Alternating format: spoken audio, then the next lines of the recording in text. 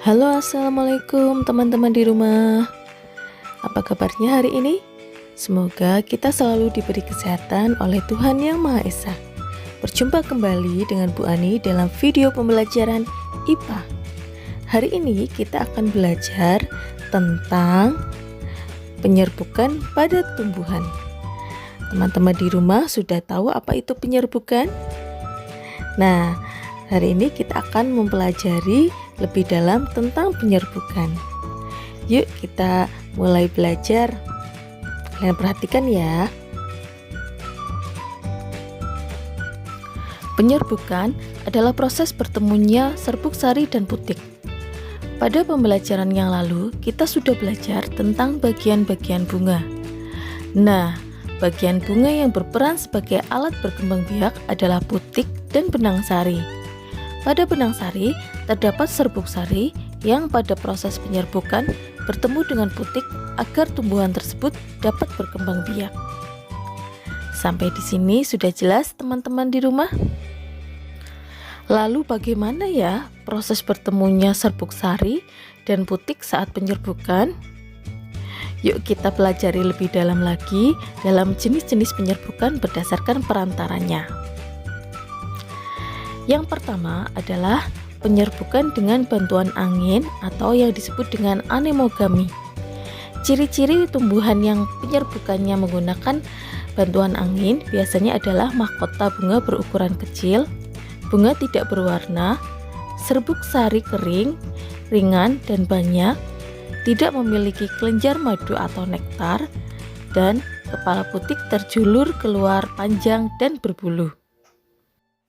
Contoh tumbuhan yang penyerbukannya dengan bantuan angin atau anemogami adalah tanaman jagung. Prosesnya adalah ketika angin bertiup, tanaman jagung akan melepas serbuk sarinya, kemudian diterbangkan oleh angin dan menempel pada putik tanaman jagung yang lainnya. Selanjutnya yang kedua adalah penyerbukan dengan bantuan hewan atau yang sering disebut dengan zoidiogami. Ciri-ciri tumbuhan yang penyerbukannya dengan bantuan hewan adalah warna bunga menarik agar hewan tertarik melakukan penyerbukan. Kemudian mahkota bunga besar, memiliki kelenjar madu, serbuk sari berlendir, putik tersembunyi dan berlendir. Contoh tumbuhan yang penyerbukannya dengan bantuan hewan diantaranya adalah bunga mawar, bunga melati, bunga sepatu, dan masih banyak lagi yang lainnya. Salah satu contoh proses penyerbukan dengan bantuan hewan adalah lebah menghampiri bunga untuk menghisap madu, lalu serbuk sari bunga itu terbawa lebah hingga lebah hinggap dan menyentuh kepala putik di bunga yang lainnya. Zoidiogami juga dibedakan lagi berdasarkan jenis hewannya. Yang pertama ada entomogami, yaitu penyerbukan yang dibantu oleh hewan serangga. Yang kedua ada ornitogami, yaitu penyerbukan yang dibantu oleh hewan burung.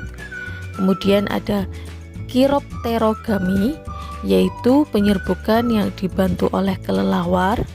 Selanjutnya ada malakogami yang penyerbukannya dibantu oleh siput. Selanjutnya adalah penyerbukan dengan bantuan air atau yang sering disebut dengan hidrogami. Ciri-ciri tumbuhan yang penyerbukannya dengan bantuan air biasanya bunganya terendam di dalam air. Contoh tumbuhan yang menggunakan penyerbukan dengan bantuan air adalah ganggang, hidrelea, dan teratai. Yang terakhir adalah penyerbukan dengan bantuan manusia atau yang sering disebut dengan antropogami. Ciri-ciri tumbuhan yang penyerbukannya dibantu manusia yaitu yang pertama, serbuk sari dan kepala putik tidak dalam satu bunga.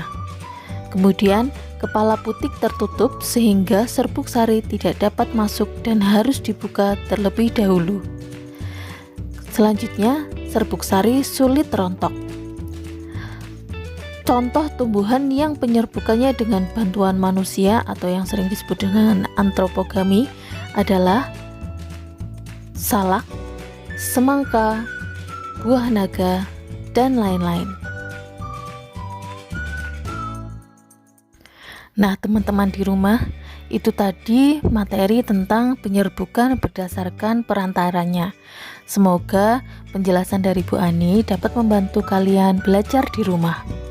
Sekian video pembelajaran hari ini. Tetap semangat, jaga kesehatan. Terima kasih dan sampai jumpa.